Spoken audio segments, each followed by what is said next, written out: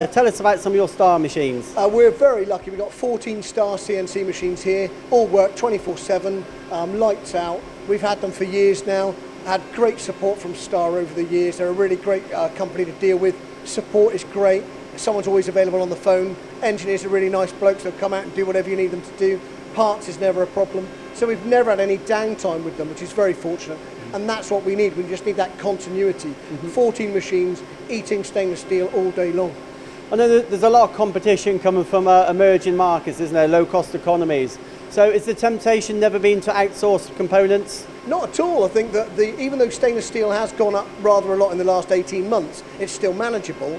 And those other economies are also seeing those increases due to nickel prices, etc. So we can still be very competitive in the UK. They're running, like I say, 24 hours a day, 7 days a week. So we're getting the money's worth out of these machines, loading them up with bars and the way they run.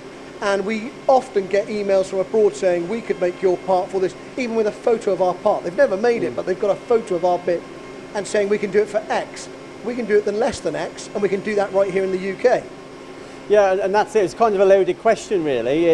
I guess the variable is the labour, whereas if you walk around this facility, I think you've got 2 people running your, was it 14 star 14 machines? stars, yeah. And just take a look here. You know, it's not lunchtime here. The operatives aren't needed. No, and that's the thing, that's the joy of it, and that's what this brings to you. And as technology advances, we're doing really well.